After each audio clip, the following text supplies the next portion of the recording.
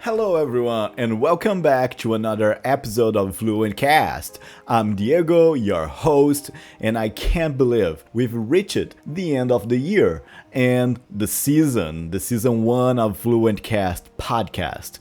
It's been such an incredible journey learning and growing with all of you. Today, we are wrapping up the year with a festive New Year's special episode, and we will take a look at the history of New Year's celebrations, explore traditions and symbols from around the world, and learn some fun seasonal English vocabulary. Oh, and since we are ending the season, we will also reflect on everything we've accomplished this year. I will introduce a few advanced vocabulary words, but don't worry, I will explain them in a way that is easy to understand so you can use them with confidence. Let's get comfortable and let's close out season 1 of FluentCast with some holiday cheer. Are you ready? Let's jump in.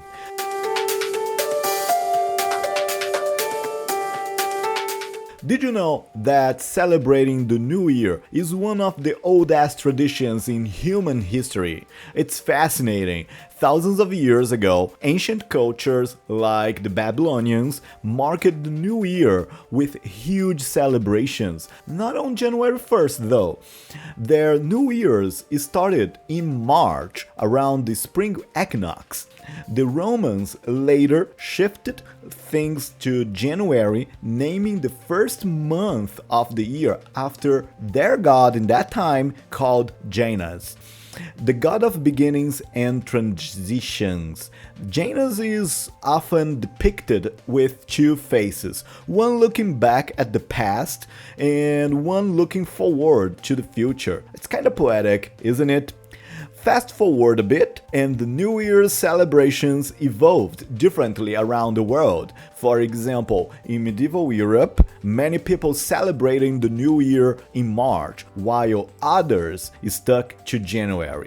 It wasn't until 1582, with the introduction of the Gregorian calendar, that January 1st became the official start of the year for most of the world. The evolution shows us how cultures influence one another over time, just like our own English learning journey evolves as we pick up new words and ideas. Speaking of it, here is a quick advanced vocabulary tip.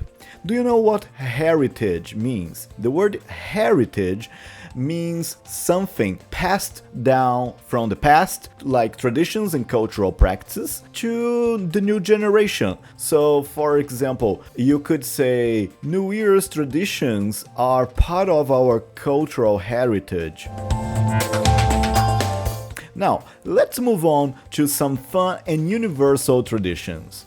One thing I love about the New Year is how so many different cultures celebrate it in their own way. Yet, there are also universal symbols and traditions that bring us all together. Let's start with fireworks. Around the globe, fireworks light up the sky to welcome the New Year. Why? They're not just for show. Historically, fireworks were thought to scare away evil spirits. Pretty symbolic, right? By the way, symbolic means something that represents an idea or meaning beyond just what you see. Another universal tradition is gathering with loved ones. Whether it's a party, a dinner, or a quiet evening at home, people cherish this time to reflect on the past year and look ahead. And here is another word for you. Cherish. Repeat with me. Cherish. Cherish means to value or appreciate something deeply. Moving on here, food also plays a big role. In Brazil, for example, people eat lentils for good luck. In Spain, they eat 12 grapes at midnight, one for each chime of the clock. And in Japan, people enjoy soba noodles to symbolize a long life. For me, I love making a list of goals or New Year's resolutions for the year ahead. It's a simple yet meaningful way to start fresh. Do you have any New Year's tradition? Let me know in the comments on social media. I would love to hear about them. And as I mentioned, New Year's resolution. This is a very common practice and I'd like to talk a little bit about it. Shall we? Let's start with the basics. A New Year's resolution is a promise you make to yourself to change something, improve something, or try something new in the year ahead. For example, common resolutions include exercising more, eating healthier, or my personal favorite, learning a new language. The idea of making resolutions actually dates back thousands of years. Remember when I told you about Janus? Well, this is part of the thing. The Romans would make promises to Janus, the two-faced god of beginnings and transitions. Also, there are some historical records mentioning that ancient Babylonians made promises to their gods at the start of the new year.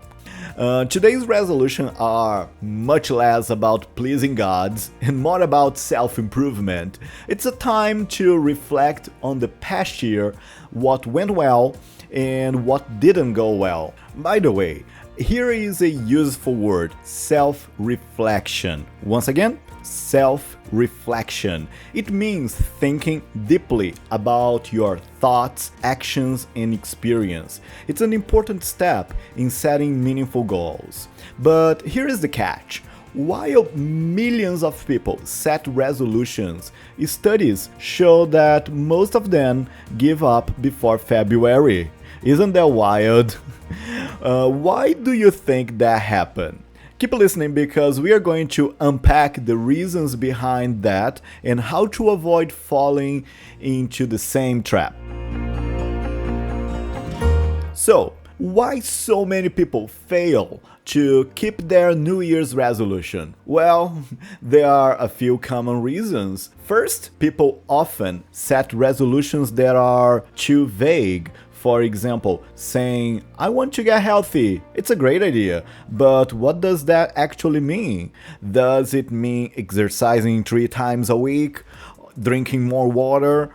Without clear goals, it's hard to know where to start.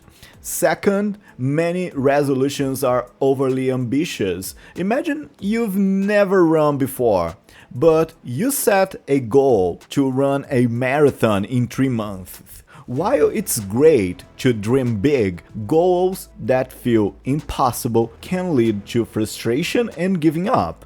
This is where the word realistic comes in. A realistic goal is one that is achievable based on your current abilities and resources. Third, people underestimate how much effort it takes to form a new habit. Research shows it takes about 21 to 66 days to form a new habit, depending on the person and the habit itself. During this time, it's easy to lose motivation, especially if there is no immediate payoff. And lastly, people often don't have a plan. Saying, I want to learn English is a fantastic New Year's resolution, but how will you do it? Will you join a class, practice 15 minutes a day? Without a plan, even the best intentions can fall flat. And now that we've covered why resolutions fail, let's talk about how to make them work. The good news is that sticking to your New Year's resolution is possible, with the right strategies, of course. Here I'll tell you some tips to help you succeed. First, set SMART goals. And by saying SMART, I don't mean the word smart, but the acronym SMART, S-M-A-R-T. Each one of these letters stands for a specific word that can help you plan in a better way. For example, the letter S stands for specific, the letter M for measurable, A for achievable, R for relevant, and T for time-bound. For example, instead of saying, I want to improve my English, which is a common resolution, you could say, I will practice English for 15 minutes a day for the next 3 months. See how much clearer that is? Second, focus on building habits instead of relying on motivation. Motivation is great, but it's not always reliable. Habits, on the other hand, are like autopilot. To build a habit, start small and be consistent. For example, if your goal is to read more in English, start just with a 1 page a day, or even less, with a paragraph a day. Third, track your progress. Seeing how far you've come can be incredibly motivating. You could use a journal, an app, or even a simple checklist to track your efforts. Finally, be kind to yourself. Remember, progress is more important than perfection. And here is an advanced word for you to learn: commitment. It means dedicating yourself to something fully. If you are committed to your resolution, even small steps will take you closer to your goal. Alright, now that we talk a lot about New Year's resolution and how to succeed, let's talk about some fun English phrases and vocabulary you can use during this holiday season.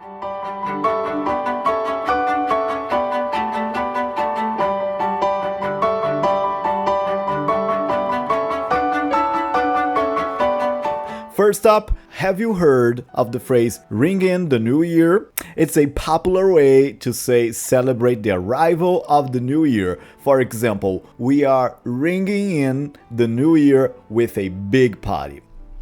Another common word that you're gonna hear during this time is holiday spirit. This refers to the positive, festive feelings we often have during the holidays. You might say the decorations really put me in the holiday spirit. And here is a fun idiom: out with the old, in with the new. This means letting go of the past and embracing new opportunities. Perfect for New Year's, right? Let's try a quick practice exercise. Imagine you are telling a friend about your plans for New Year's Eve. How would you use ring in the new year or out with the old, in with the new? Write down a few sentences, or better yet, say it out loud. And if you want to write it, just post on our comment section on social media or here on your podcast platform.